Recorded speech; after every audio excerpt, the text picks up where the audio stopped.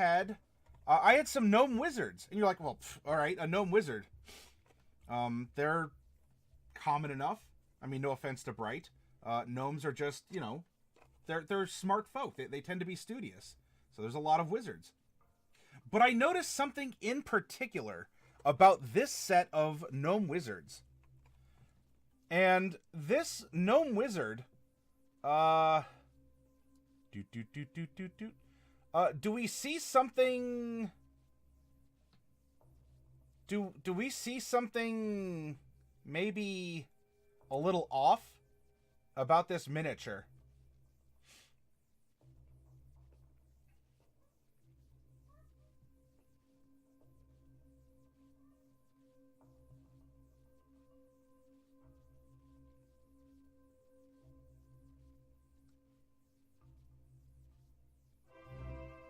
Spicy Larry takes another shot at Nadpoo. The Headless Gnome returns, indeed. What I want... Massive Feet, hey Yipper. So, what I wanted to do with you all tonight, and at least I want to accomplish this tonight with a workshop. I want to make this as a character with you all. And I want to explain away why our character lost his head.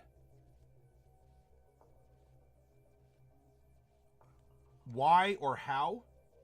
Did it turn invisible? Is it in the ethereal plane? Is he a lich and he just doesn't need it?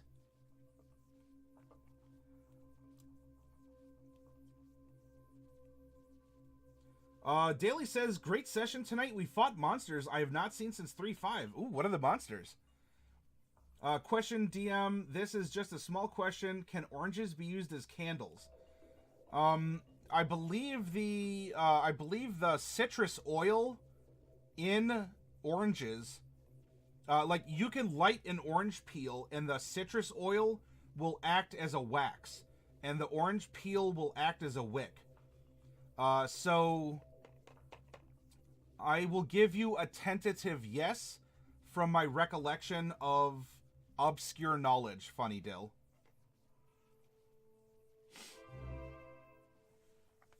Oh, the bit war rages on. Spicy Larry's taking little pot shots at stream boss Nadpoo.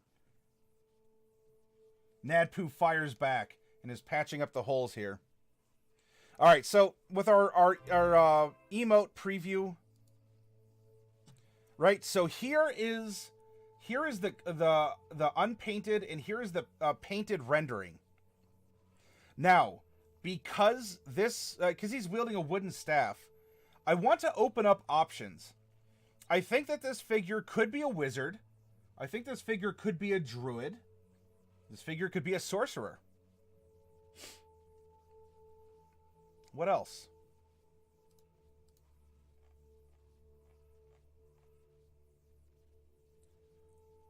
The figure could be a monk. I think a monk could work out pretty well too. Right? No real armor, carries a quarterstaff. Quarterstaffs are monk weapons.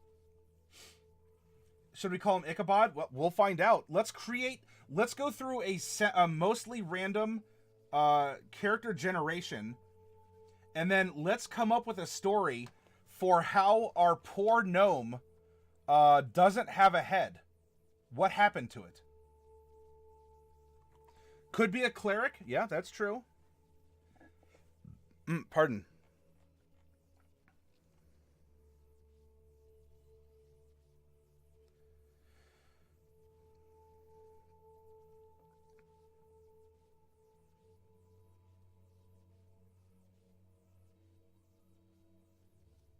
A warlock could work as well, I think. Yes, the headless gnome isn't beardless. Good observation, Fluffy Sheep. Right? The beard is on the bottom half. And you can see the beard remains. It's just, you know, the top of the beard, like the chin and everything else.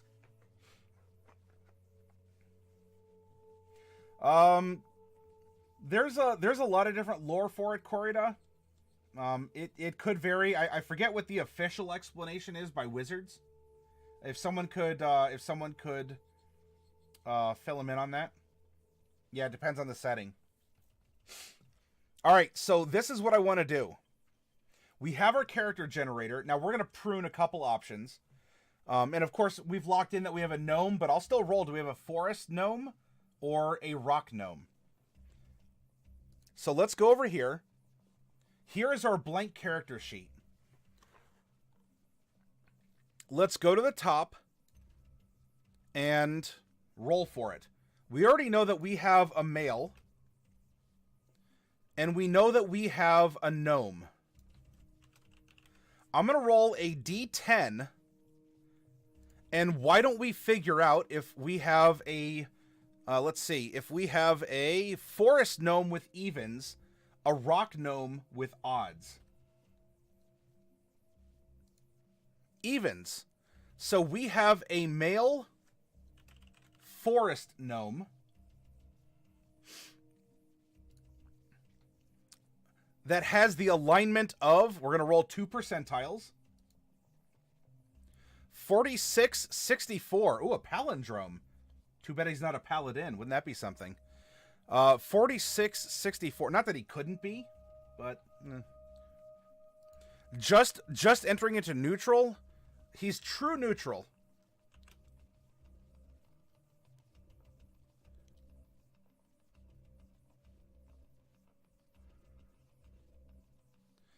We are going to generate him at level 11.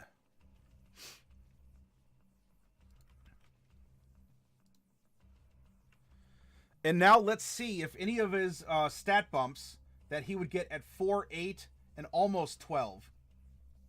Let's round it up to 12. Shh. Don't tell anyone. Let's see if any of those stat bumps are going to be replaced by feats.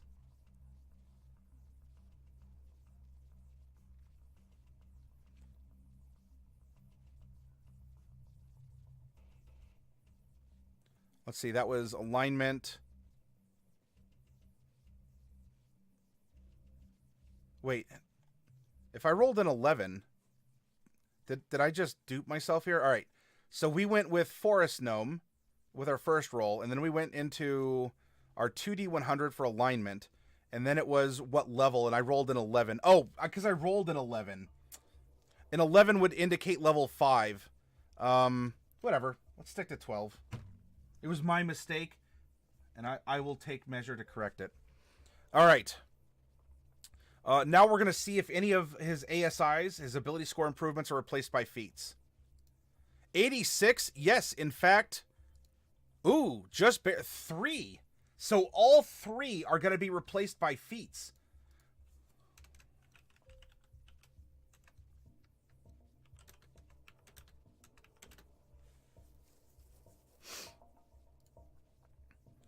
Now, his background is going to be determined with a 13-sided die. Let's roll it. 6.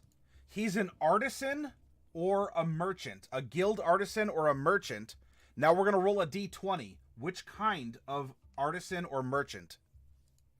7. I don't know what 7 is, but we're going to find out shortly. We just need to get some placeholders. Guild artisan / merchant number 7.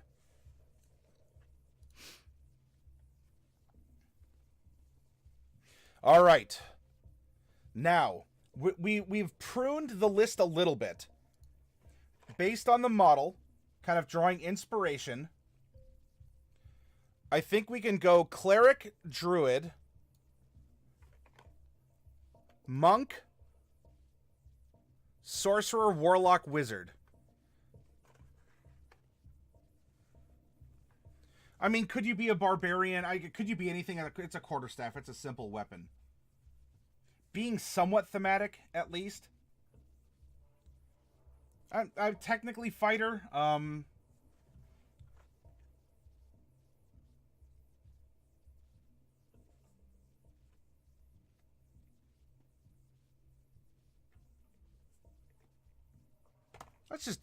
We're going to open them all up. Let's see. Look. This poor gnome lost a head some way, somehow. Let's find out how we did it, right? All jobs are on the... Oh, that's a Final Fantasy term. All classes are on the table. We'll see what happened. I presume he wasn't born with an invisible head. Something happened along the way. Now, he does fight with a quarterstaff. He might not be prone to wearing a bunch of armor, and we'll see where that takes him. D12, this big golden D12.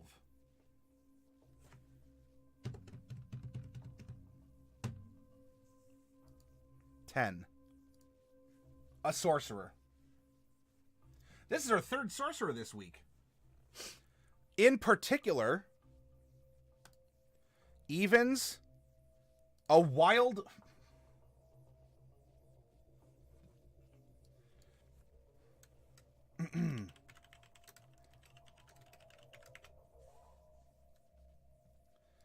a wild magic sorcerer. By the way, gnomes are small. S-M-O-L.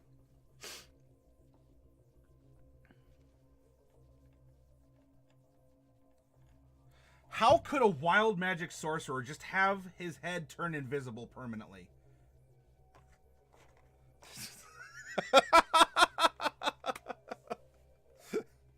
I don't know, fluffy sheep. I don't know.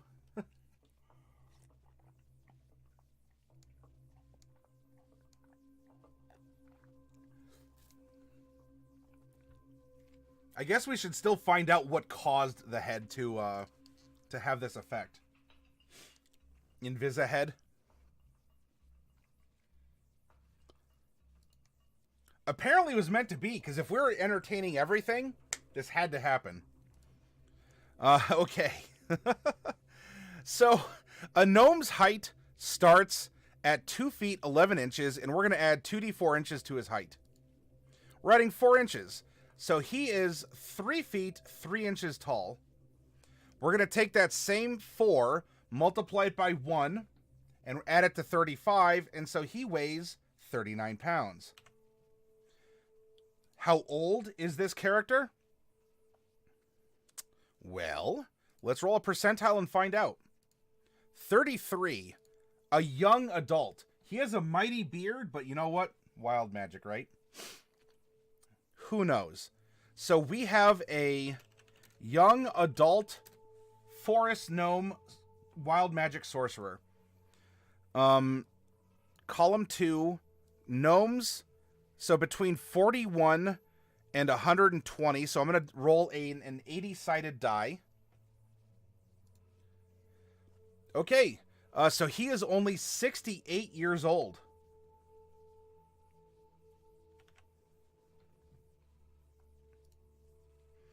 And now I got to give him 2 personality traits. 6 and 2. And then an ideal, a bond, and a flaw of 2, 5, and 3 with our 3d6 roll. Now, we don't need the random character generator any longer.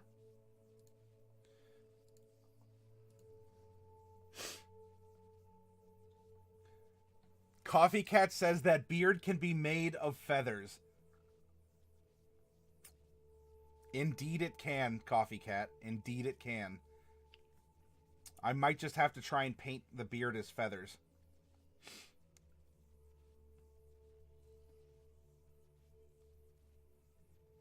Fluffy Sheep says, warning to all Tuesday players, the next Invisibility Wild Surge is going to affect just the head, and it's going to be permanent.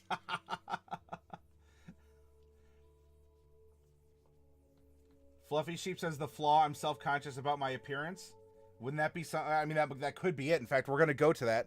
Because, class, get your player's handbooks out. Come on, class, chapter 4. You've done this dance before. This isn't your first lesson. Guild Artisan, or if we don't want him to make things, we can have him sell things instead. Hey, nice, Funny Dill.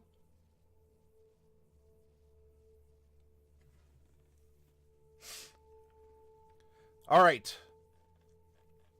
Now let's take the placeholders and determine a little bit more about this character. We are going to get skill proficiencies in insight. Insight into invisibility. And persuasion. We're going to get proficiency in one type of tools. Well, let's see. Guild business. It's beneath my head here, but number 7, cobblers and shoemakers.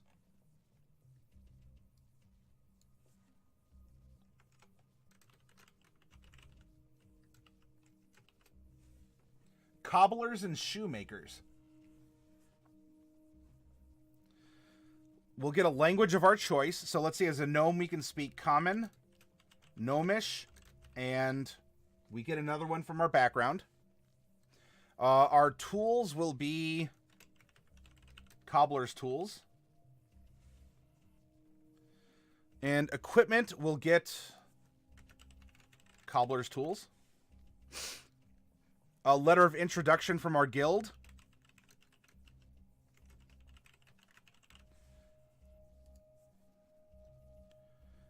Traveler's clothes.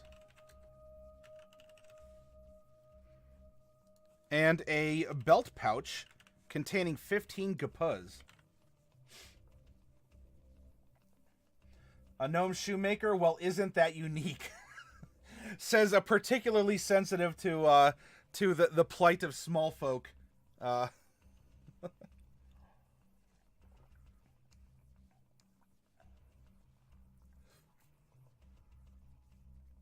Funny Dill is more studious than ever. Good.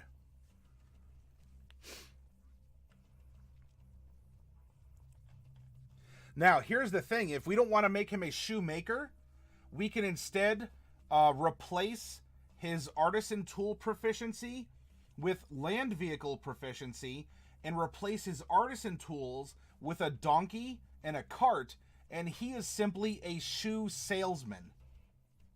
If you think that fits the character better, we can certainly have that happen with what we've manifested so far.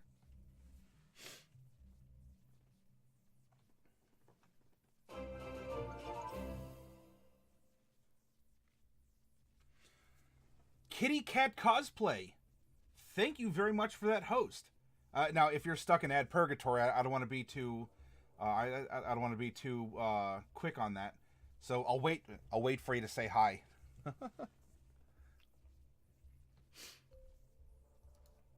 Okay, his personality traits. Hey, Black Wolf, and thank you for getting in on that too. His personality traits are 6 and 2. Oh, by the way, I'm sorry, I forgot. Our background feature is guild membership. We get certain political inroads, economic inroads. This is a very powerful background, depending, if you step up and use it. Got your host button back? Well, thank you, Black Wolf, and Kitty Cat Cosplay. If you're out there, thank you also for that host. All right. Personality trait number 6. I like to talk at length about my profession.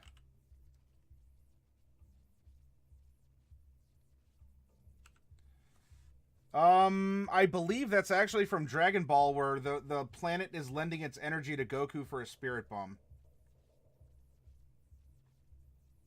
Oh, it's Mary Poppins, y'all. Oh, it's been a while. I'm glad to see ya. Yeah, thank you so much. And, if you want to share your channel, you're very welcome to do so. So I had the pleasure to meet Mary Poppins through another channel through which we, in fact, I've met a good number of people through, Yeah, thank you, Kitty Cat. Hey, it's appreciated, and, I'll have to, let me go over and make sure that I'm following you in return.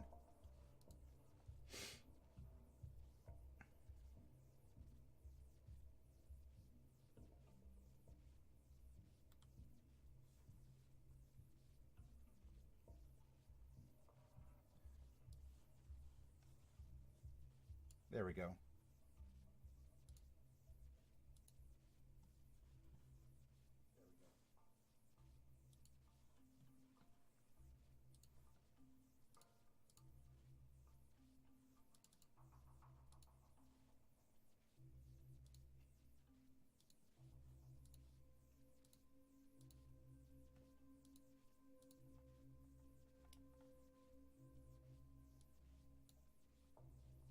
All right, now how do I...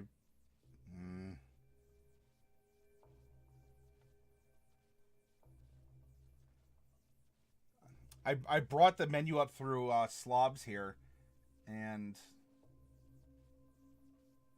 I need to know how to minimize it. Okay, I think it's working. All right, so go back to our roller. I like to talk at length about my profession. Well, he doesn't have a head. He needs to be audible somehow. And number 2, I'm a snob who looks down on those who can't appreciate fine art. He looks down his nose at people from on high, maybe on his wagon, from his invisible nose. So these are his personality traits. His ideal is number 2, generosity. My talents were given to me so that I could use them to benefit the world.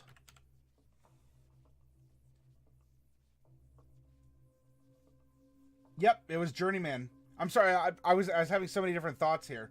Yeah, I met you, and then everyone threw you Coffee Cat for Mary Poppins, aka Kitty Cat Cosplay, Creative Creature Carla, Barbarian Jim, Zulerp and his evil twin Iprolux, Azrael. Jeez, who else is why it shouldn't be escaping me. I've met several other people through J-Man as well.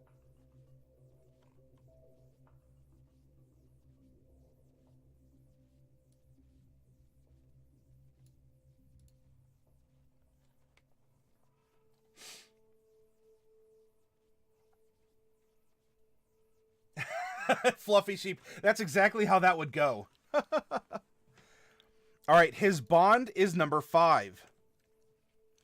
One day, I will return to my guild and prove that I am the greatest artisan, or in this case, if we want to make him a shoe salesman, we can do that as well. Not just not a cobbler, but an actual a shoe salesman. That I am the greatest artisan or shoe salesman of them all. And his flaw is number 3. No one must ever learn that I once stole money from guild coffers.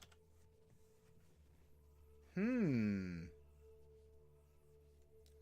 that somehow play into his invisible head?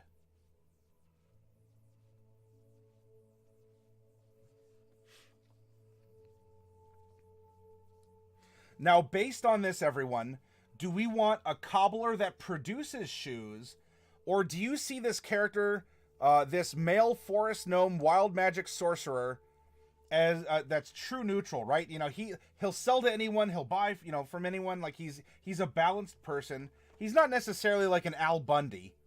You know, he's probably not running, you know, a local traveling no-mam affiliation out of the back of his wagon if he goes merchant. Do we want him to be a shoe salesman, or do we want him, you know, or do we want him to produce the shoes?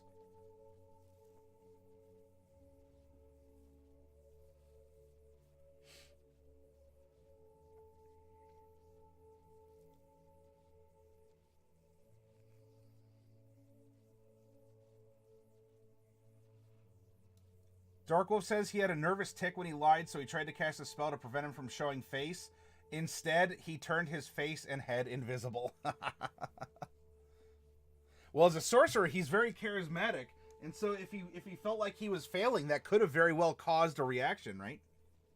Fluffy Sheep, he has to be a shoemaker. Nobody wants to be the greatest shoe salesman ever. I say he's not Al Bundy. Al Bundy wanted to be the greatest shoesman in the world. And you know what? If no one wants to, that means someone has to be. Who is willing to step up and be the best darn heckin' shoe salesman in the whole of existence, in the multiverse? He could be the multiverse's greatest shoe salesman, and he also happens to not have a head. He's true neutral. He'll go to the abyss and sell boots custom boots to Yinagu. I mean, look, if you get those hyena feet, come on.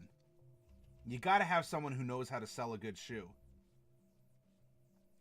He'll go and he'll parlay with Lolth and give her a good deal on a set of 8 tennis shoes.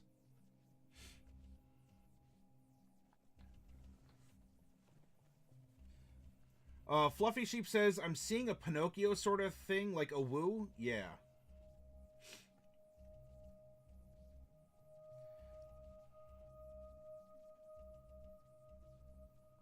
All right, so, well, if you want him as the artisan, that's fine. Since, why am I derping on the name? Pinocchio's creator / father, Geppetto. I just finished my first character sheet. I love it. That's great, Jedi. Isn't it a rush?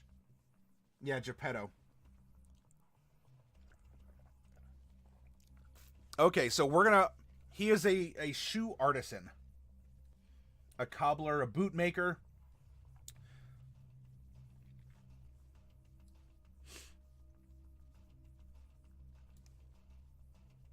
Now let's go to Gnomes and find out what he gets by virtue of being a gnome.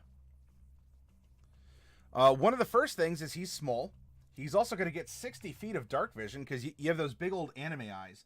Speaking of which, have you seen the trailer for Battle Angel Alita? Or I guess they're calling it Alita Battle Angel. Where the main character, they actually, they gave the character like big anime eyes. Y'all know, just like in them Chinese cartoons. What are them animes and mangas? I'm exhausted, going to listen to my body for once and go to bed. All right, Daily? Rock on, brother. And by the way, Daily, thank you for the advice earlier. I appreciated that. As much as I can, look things up on my own, when I hear the experience of others, I take that to heart. So thank you very much for sparing some time to talk to me.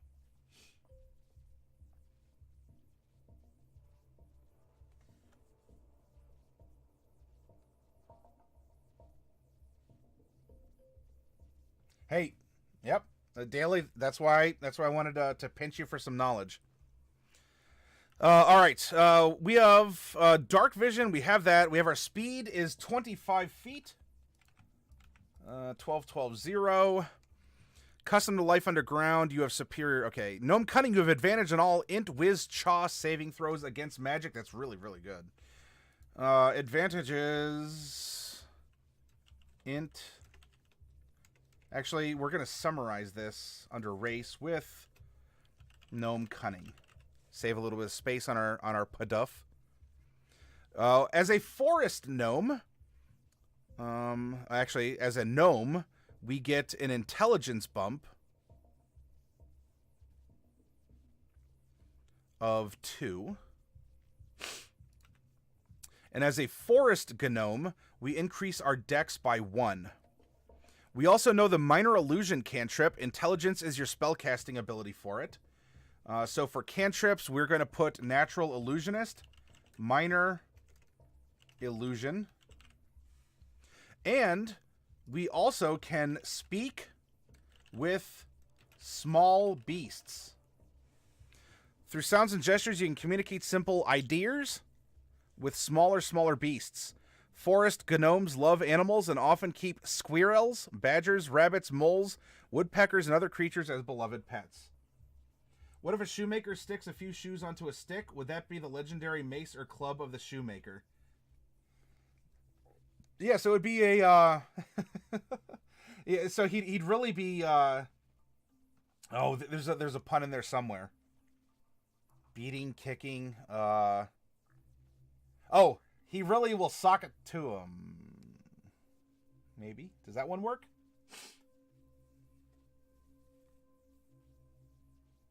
And crickets. That's right, Fluffy Sheep. The crickets are key.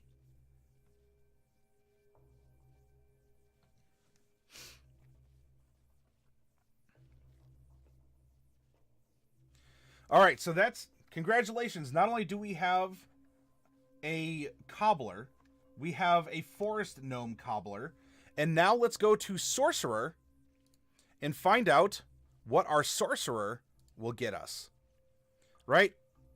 Well, I went level 12 because I rolled, and I thought it was 11. We rolled an 11, which is lower level. I thought it was level 11. I said, well, let's just round it up and go from there. And so, our proficiency bonus at this level is 4. We are going to get some sorcery points, which equals 12. Surprise, surprise, we're level 12. We're going to know 6 cantrips. I'm going to make a note here, plus 6 cantrips, because on our spellcasting sheet, we're going to have Natural Illusionist, Minor Illusion, and that's going to be int-based. But our other ones through Sorcerer are going to be Charisma-based. 1, a 2, a 3, 6.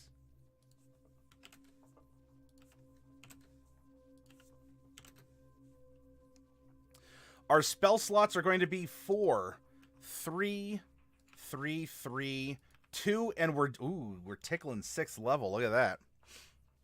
Spellcasting ability with a Sorcerer's Charisma. And our special bonus were Sorc points, which equals 12. There we go. And we'll come back to spellcasting. It's one of the last things that we do. Not that it's not important, but let's discover our character and build our character up, and then we'll worry about the stats of the character.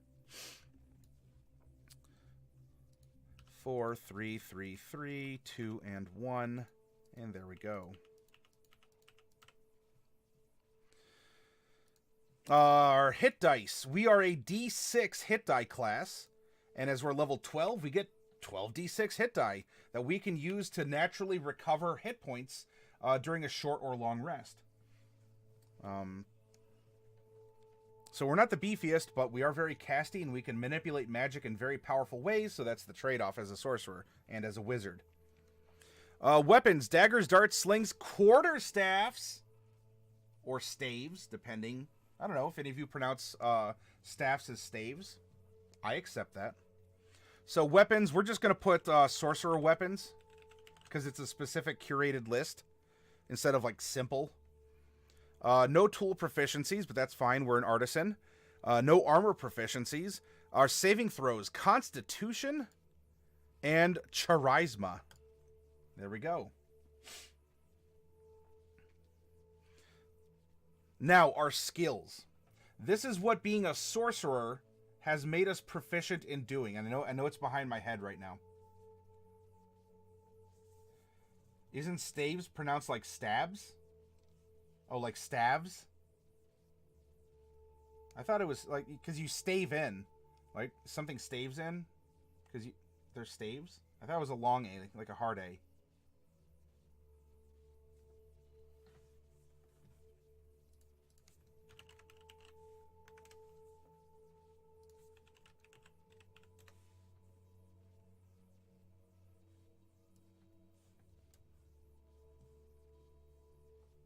Staves.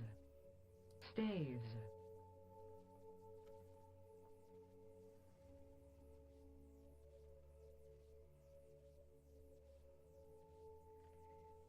There we go. All right, have a good night, Dark Wolf.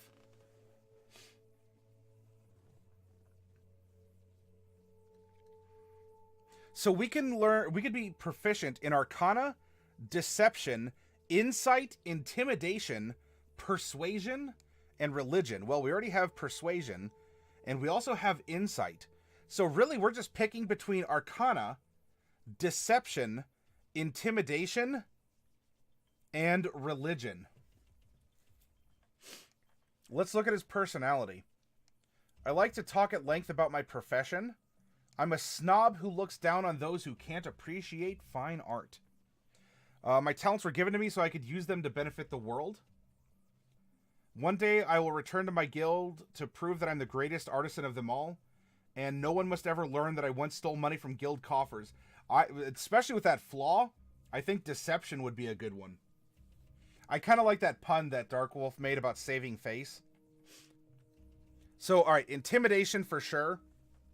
And wild magic, he might not really understand magic. He can just be a conduit for it, maybe? Unless that's what kind of turned him on to magic study. Because maybe he wants to restore his invisible head. And so by learning about magic through arcana, he might find a cure for his ailment. Hey, Luke. Yeah. Thank you so much. I appreciate that. Luke, how long are you going for? Because we might be able to go over and give y'all a raid when we're finished with this character. Cheers to you.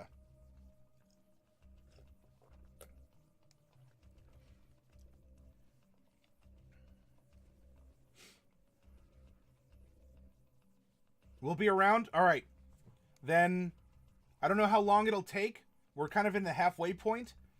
We'll come over and give y'all a raid as you are imparting, you're imparting knowledge about imbibing. Thank you so much for popping by. Yep, much love. I would urge y'all, hey, go give the boys over at Risky Brewing. Check them out. They're very friendly. They're very knowledgeable. They're also, they're nerds like us. You want to talk about Star Trek, you want to talk about D&D, you want to talk about a whole slew of other topics.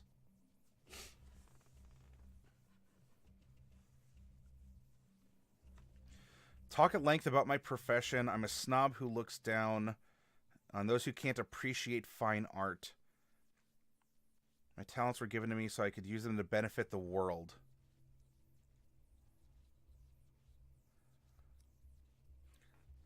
So with him carrying himself like that, but having this obvious flaw,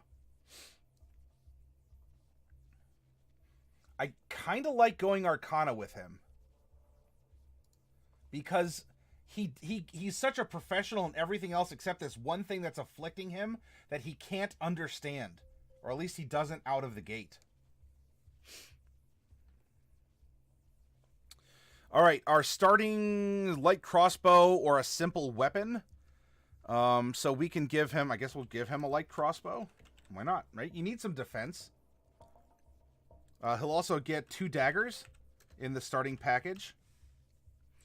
A component pouch or an arcane focus. Probably component pouch, right? As an artisan, he's used to having like a toolbox with all kinds of little tacks and laces and all this other stuff that might, through, you know, his personality and his nature, bleed through and be a component pouch. A Dungeoneer's pack or an Explorer's pack. If he's out searching for answers, maybe an Explorer's pack. You know, for some of the starting gear, if you choose differently, is this going to make or break the character? Probably not. It's a good thing to consider, right? It's one more thing to consider for the character: who he is, what he does, where he would generally be found. All right, spellcasting. Well, we get that as a feature. That's fine. Font of Magic. We already have that represented by our spell slots. So really, our only class feature that we are getting until capstone level is meta magic, and so we're going to get 2 meta magics at 3rd level and 1 more at 10th level. Remember, we're 12th level, so we're a little bit above that. So we'll get to choose 3 different types of meta magic for this character. Now, the archetype. The archetype is wild magic. We are going to get Wild Magic Surge. Starting when you choose your origin at first level, your spellcasting can unleash surges of untamed magic. That's the ability to get a wild magic happenstance. Tides of Chouse. Starting at first level, you can manipulate the forces of chance in Chouse to gain advantage on one attack roll, ability check, or saving throw. When you do, you must finish a long rest.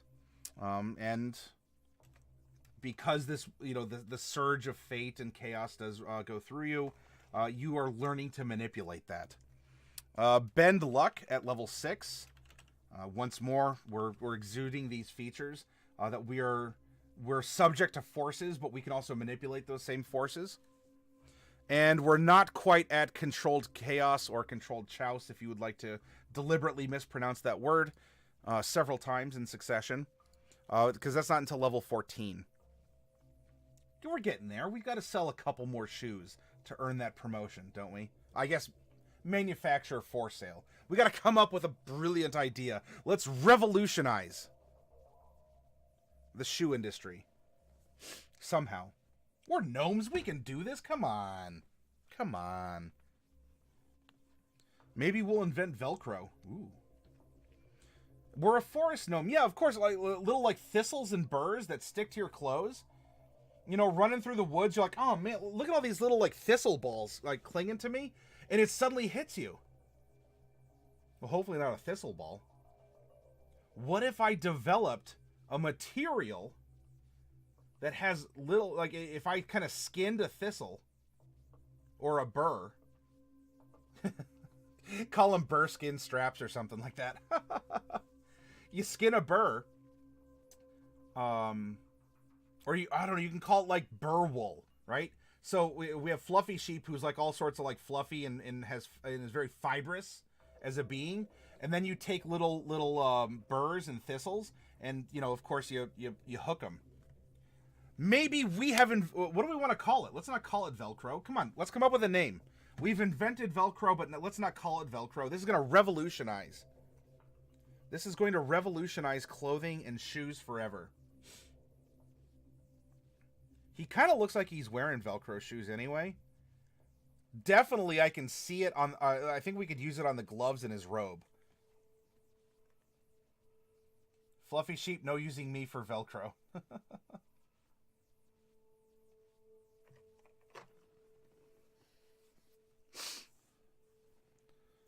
Maybe we'll call it... So instead of Velcro, it's burrwool. Oh yeah, I got some burrwool straps. Oh, I got these cool new burrwool shoes. We're going to put that here. Invented burrwool. Velcro. Yes, Corrida, it is indeed.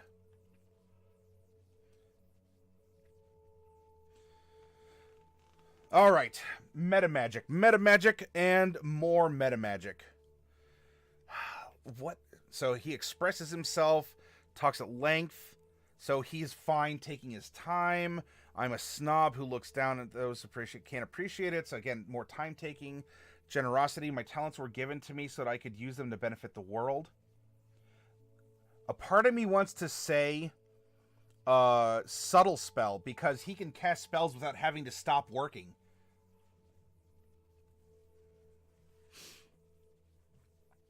One day, I will return to my guild and prove that I'm the greatest artisan of them all, even after, ooh, I stole. Maybe subtle spell can help in that case, too.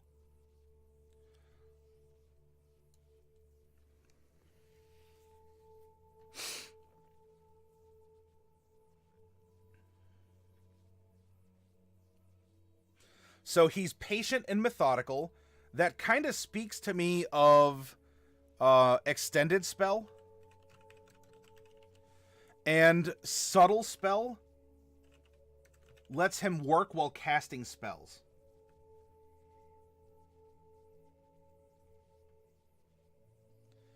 What would be the other one that he'd pick up later along the way? Probably after he lost his head. Elbrun, you think maximize spell? What do you mean by maximize? Do you mean empowered spell?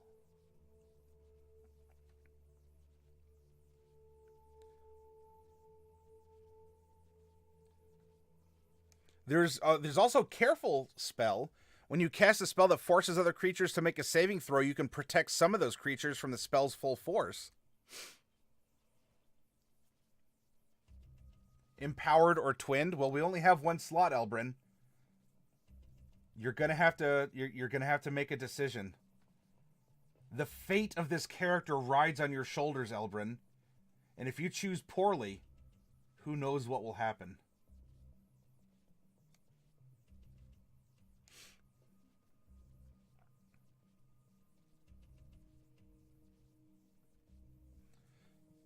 Empowered might work because he can stack it. It's efficient. He seems like an efficient worker.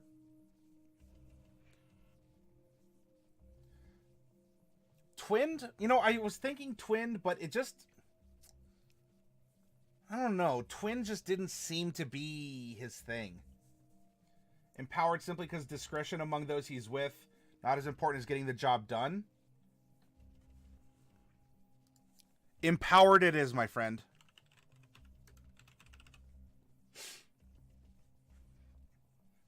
I like heightened, says Fluffy Sheep, so you want to force...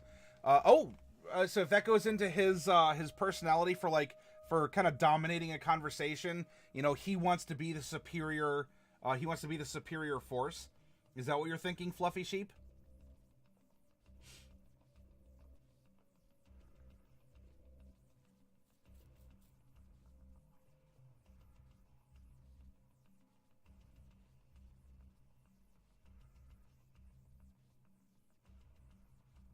Focuses on things like enchantment more than blasting. Elbrin, what do you think of Fluffy Sheep's counter proposal?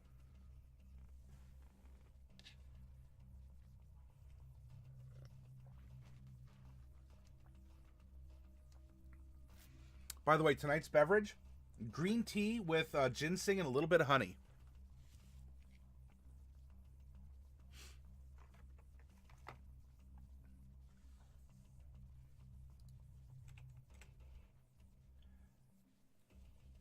Can we stop pretending necromancers are the evilest thing when the enchantment school is still a thing? That is, you know, King, that is very well worth a good workshop discussion. And there you go, everyone. You just got some direct cat butt.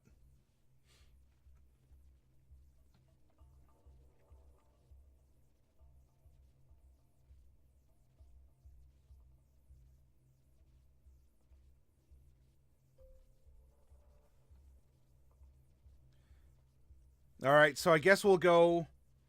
Odds is empowered. Evens is heightened.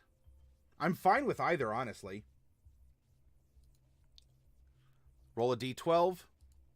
Odds. Empowered it is. And you know what? So he'll probably pick that last one up when he levels up to, what is it, 17? At 17th level, he'll probably take heightened spell then, Fluffy Sheep. I don't see why not. He's epic level, and it's time the world understands. He may not have a head, but gosh golly darn it, people are going to notice him. Extended spell gives you more time to... it extends the duration of spells. Mage armor lasts longer. Stone skin. Various enchantments could last longer.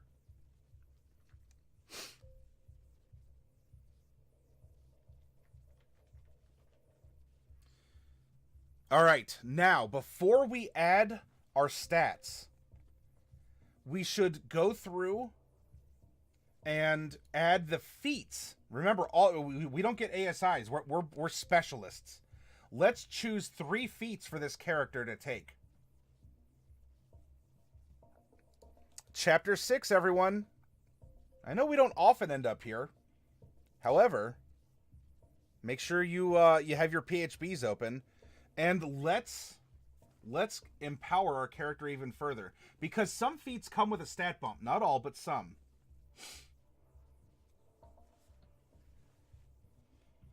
A shoemaker would take as many feats as possible, says Sheep. Wah, wah, wah, wah.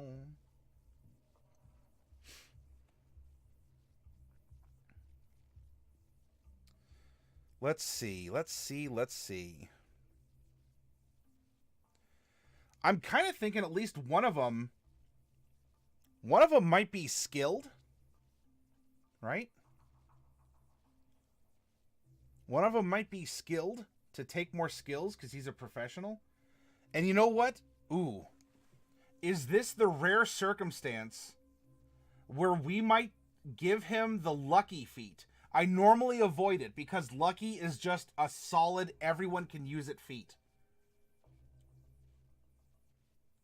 But is this character truly lucky to have the feat? And maybe that's what saved him from losing his head in a mortal sense. Merely having it turn invisible. Would that justify taking this very good universal feat?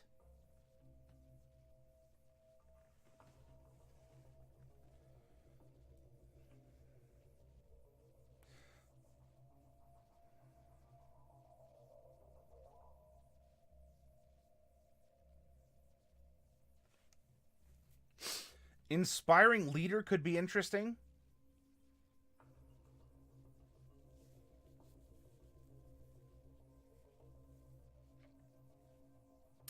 You know, he doesn't learn rituals as a sorcerer. We could give him ritual caster.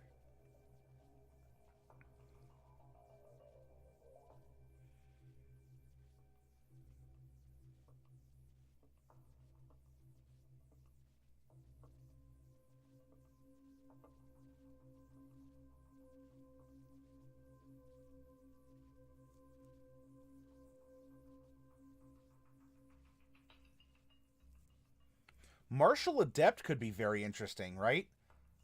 He makes shoes. He has to be aware of how people move in combat. And plus, he can use dexterity as the saving throw against those tactics. That could be very interesting to have a sorcerer know a couple combat tricks. Sounds like a dancing penguin, says Black Wolf. When's your next campaign? I heard of a good build where I have an unlimited bucket of rerolls for everyone. Certainly it's not incredibly obnoxious. Of course not, King. Of course not. And we're playing by the rules as written. We're going raw. Observant could be a good one as well.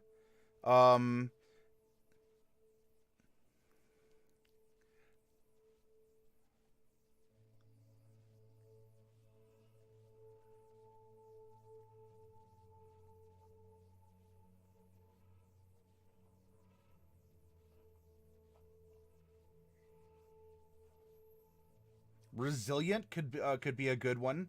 That could explain why he was able to survive losing his head.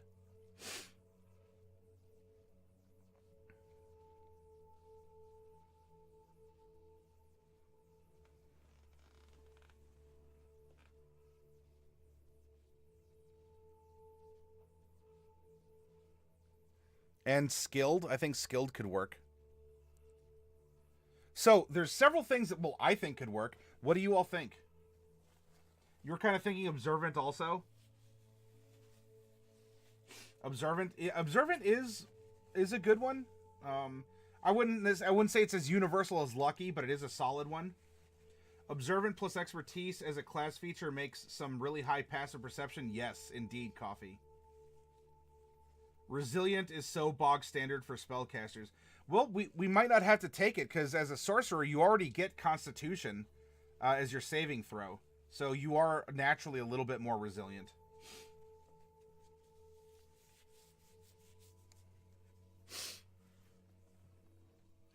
Let's look at here again. He's a shoemaker, professional. He likes to talk at length about his profession.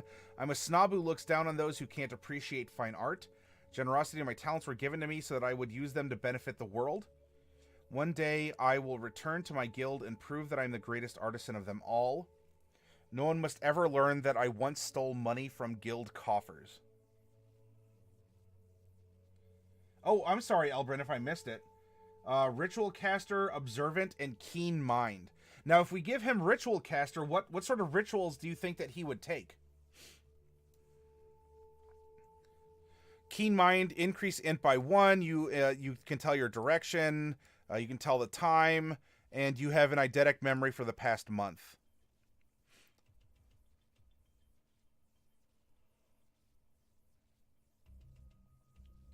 He is better than most.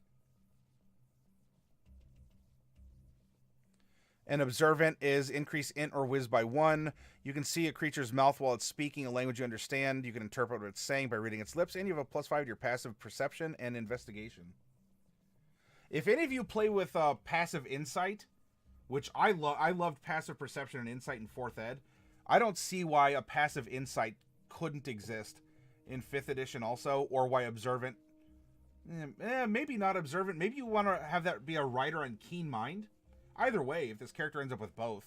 But to add a bonus for passive insight, I think could be good. Keen Mind, okay, that's a snobbery thing. Well, alright, so it seems like a lot of you think he should definitely have Observant. So let's give him Observant. Int or whiz by 1. I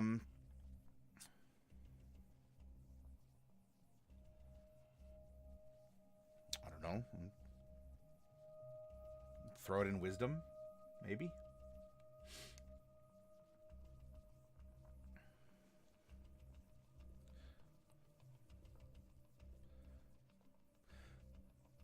I wonder if lightly armored wouldn't benefit him in some way also. Give him a little bit more protection.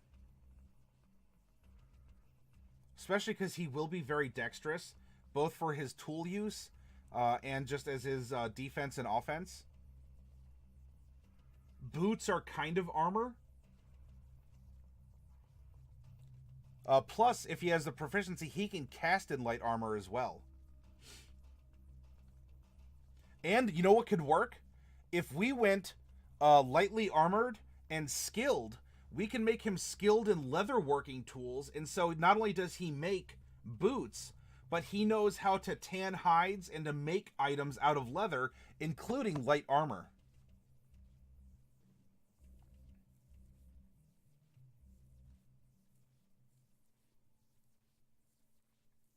Well, that's if we want to give him mage armor. If he wants to show off his skills, maybe he'll just wear the light armor instead and free up that spell slot. Now, I'm fine with however we go. I love talking about building a character and having these considerations.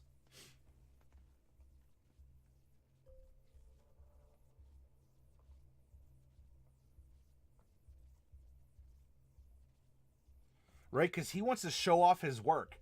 Now, of course, mage armor is an extension of himself. But is it really his skill that he's showing off? Or is he just kind of, boop, turning on a force field? Not the same, Elbrin.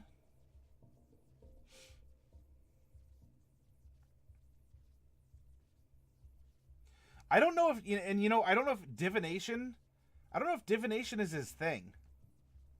I mean, divination is useful to have knowledge, but I don't know if that would necessarily help him.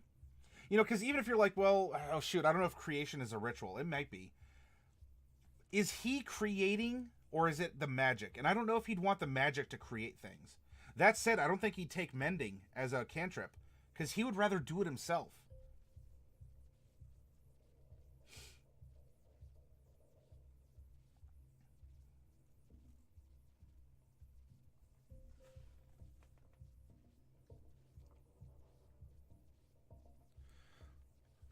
So, bear with me, and if you want to offer something else still, please do so. What if we gave him Observant, lightly armored, and skilled with, let's see, history, if he wants to know art and good art and ancient techniques, leatherworking tools, and...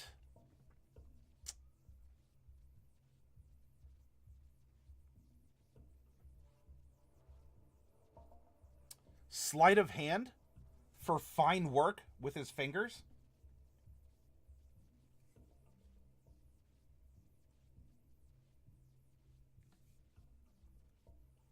If we did that, that would also give him a dex bump, a little bit of a dex bump.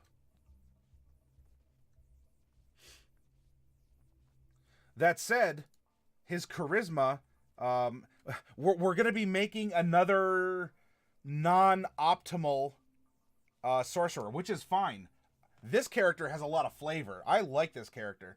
But just be aware that if we put 15 here, we might as well have a 14 here.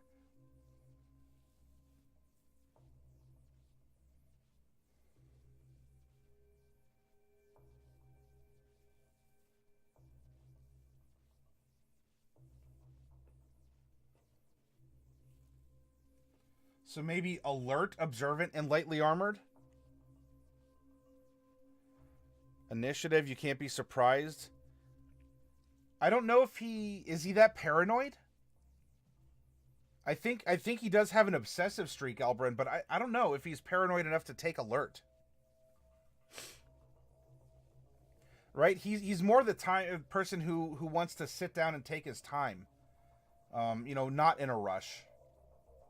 In my opinion.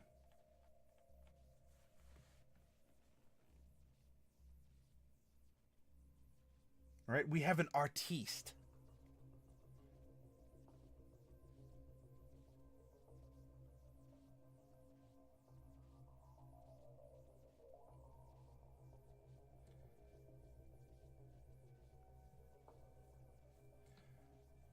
This could be an exploration into why or how you could, Fluffy Sheep.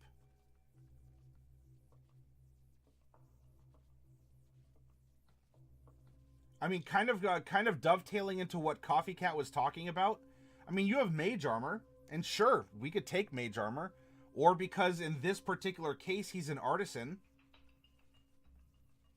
So it might be a very rare instance, just like I was actually considering giving Lucky to this character. And before, in every other video, I'm like, nah, we're going to pass over that. It's too good. Anyone could take it for any reason. Like, you really need a reason to give someone Lucky at least in the workshop philosophy that we're practicing here.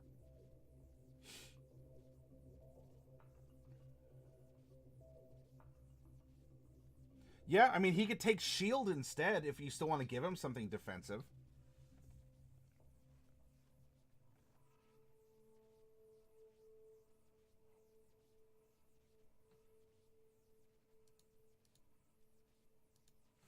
Well, I'll tell you what, for the sake of progress, let's move ahead, and obviously this document will be made available, and if you want to go through and change it up, you can do so, but I don't want to sit down and spend a ton of time, because we can haggle over the details for a good long while. Alright, so we have Observant, we have Lightly Armored, which is going to throw 1 into Dex. Did I already do that? Oh, we get the Dex from Forest, so we're going to do that. And wisdom, so we could float the one between int or wisdom from observant. That's fine. Skilled. I guess we'll go leather workers.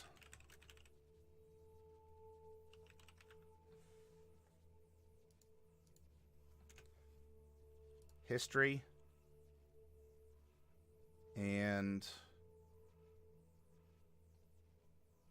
sleight of hand for manipulations.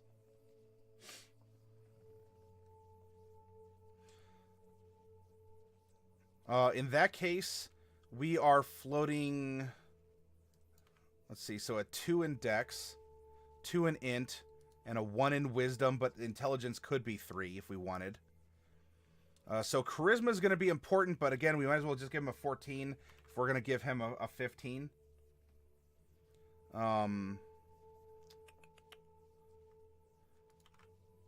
13 in Wiz.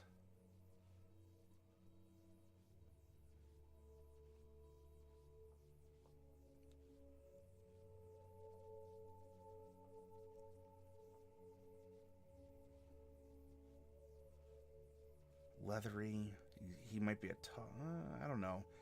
He might be a little bit more fragile. Kind of sedentary.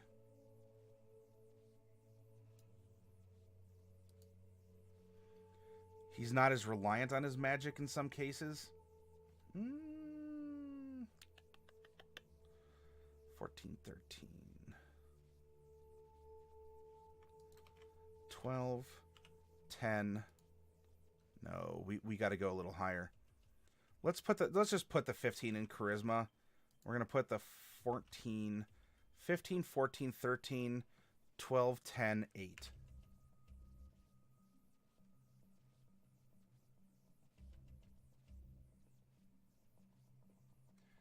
Yeah, we could, but I don't know. Actor just doesn't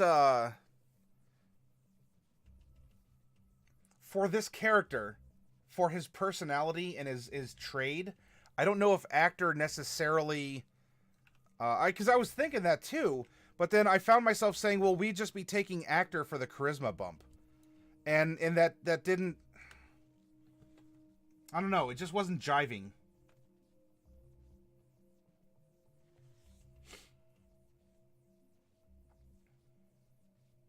And Coffee Cat, I understand what you're saying. I'm not trying to, defy your recommendation or the math.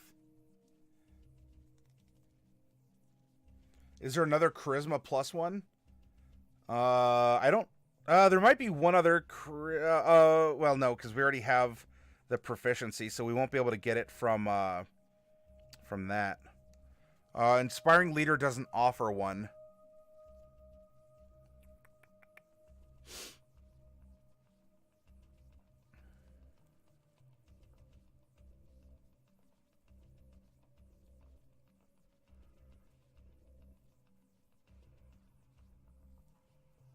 No, that might be the only one.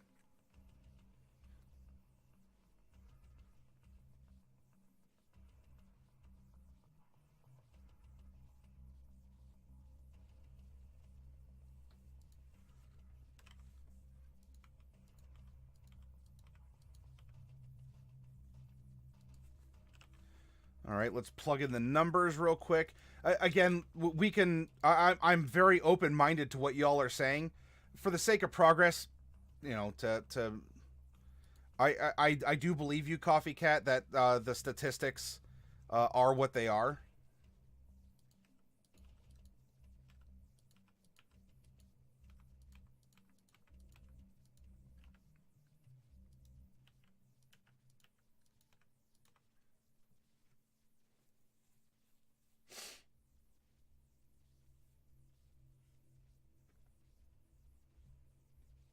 Passive perception is 12, 10 plus your modifier. By the way, he's earned a name. If any of you have a name you want to give to our forest gnome Cobbler, wild magic sorcerer, offer it up. I'd love to hear.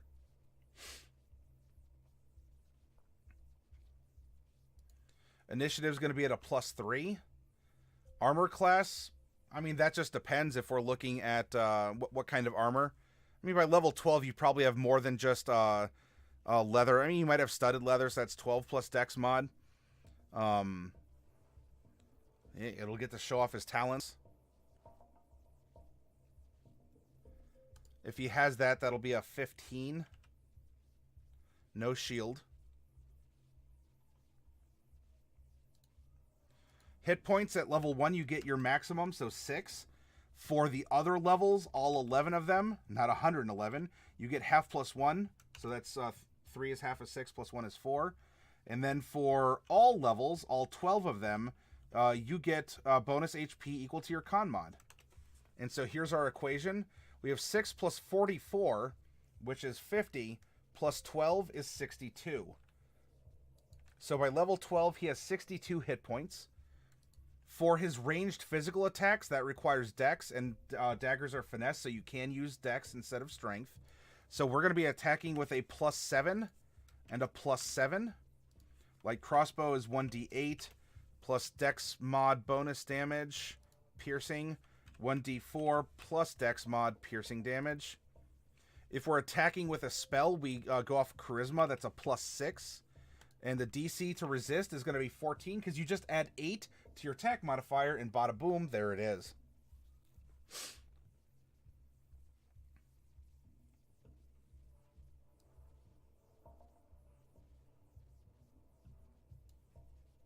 Spellcasting was a 14 and a +6.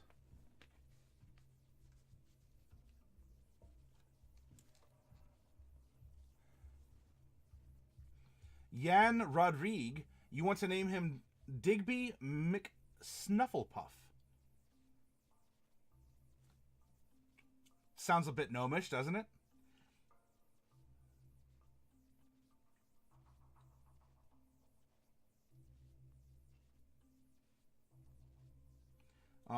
I mean, Yan offered a name. Does anyone else want to throw something out there? Because what we've done in the past, if there's several names, we'll kind of take bits and bobs.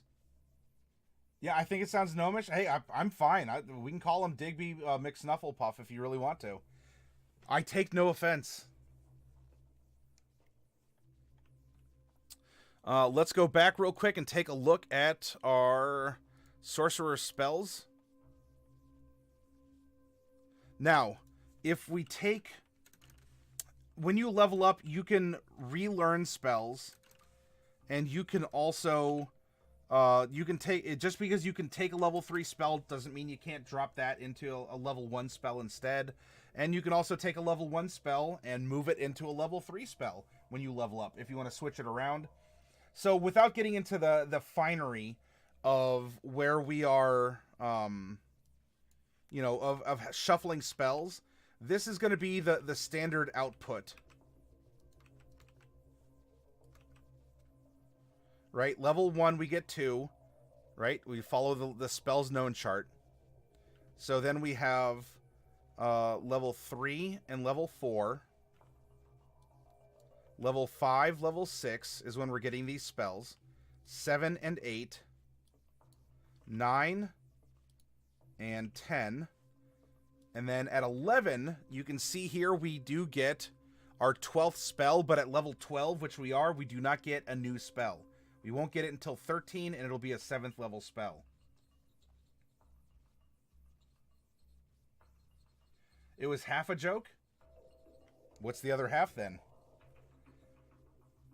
King says spell sniper, keen mind, or linguist for that crafty sort of character who wants to solve things in indirect ways that don't involve point-blank, sideways, gang-style fireballs or violently murdering everyone you have a problem with. Ah, yes, and no mercy.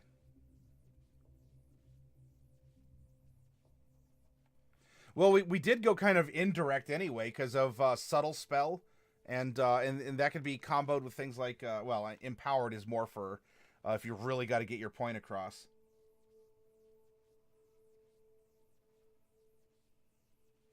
I got it, King. And so, yeah, these are all really solid considerations. And, oh, hey, Risky Business came to see us. And here I thought we were going to be able to raid you. We're just finishing up this character. I hope you all had an awesome stream. And you know what? Thank you for sharing not just the link to your channel in our self-promotion on our Discord, Luke, but also talking about what the topic would be. So I hope you had a good time, and thanks for popping in, and then thanks for coming back and giving us a raid.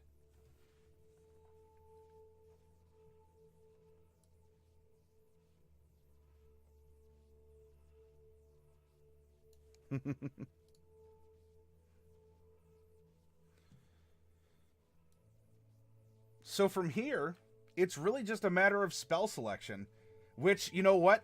I love this character because he has a lot of us thinking about the same character in different ways.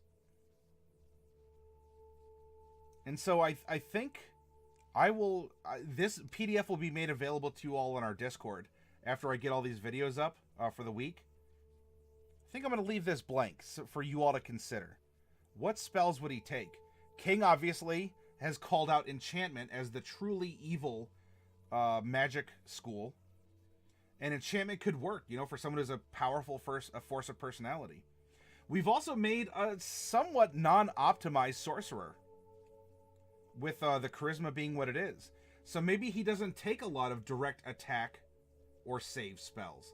Somewhat like our purposely made, you know, non-optimal sorcerer, right? We genned him up at level 16 and we capped his charisma hard at 14. Even by level 20, he will not have above a 14 charisma. Hey, Paisy, welcome. No, I understand, and you know, so Paisy, we could tell a tale, with the spells. I mean, because you could technically do it with all of them.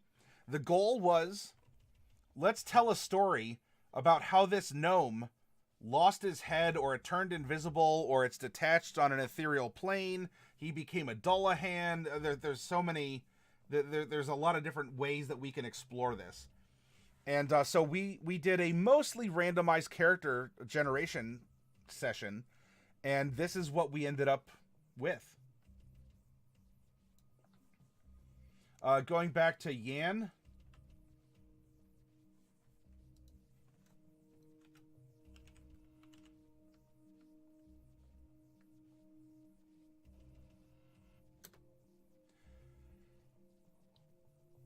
Actually, let's do this. Digby Yanhalf. How about that?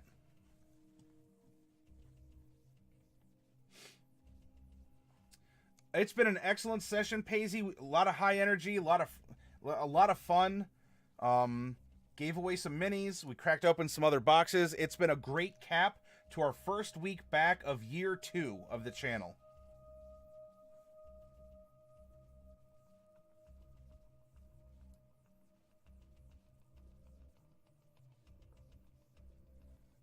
And here we go.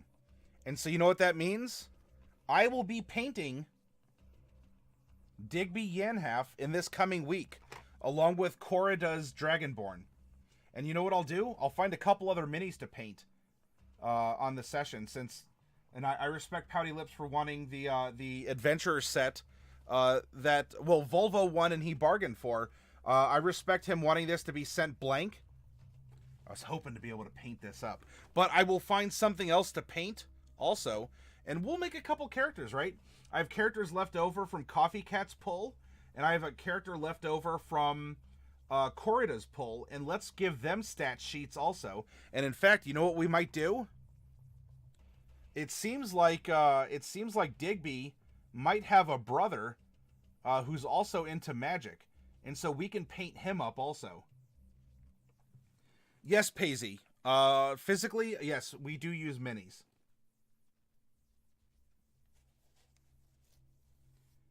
Okay, Corda, I'll take a look at your request and I'll let you know if there's something that I can't do or however.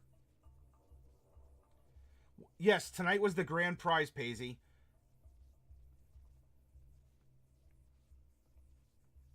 Volvo, good bargains. Is that what's that cat?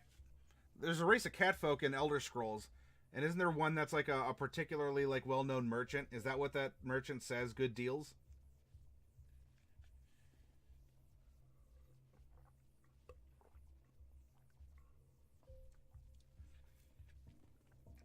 Yeah, put it in the roleplay workshop, Jedi.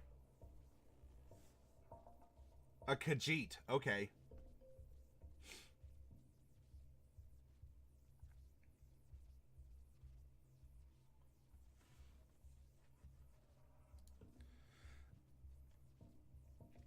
RP rules and advice. RP rules and advice.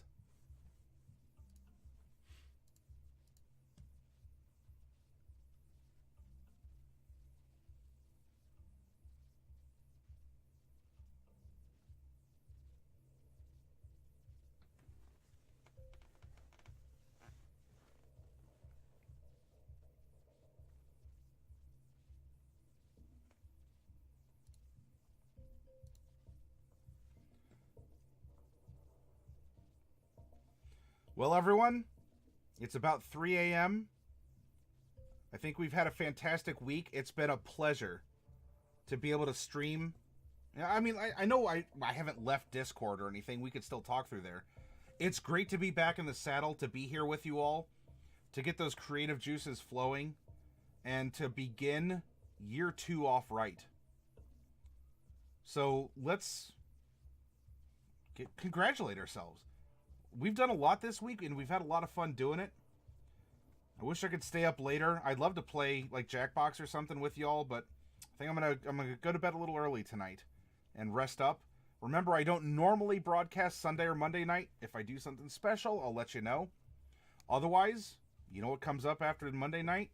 Tuesday night. And you know what happens on Tuesday night? TPK. Role playing.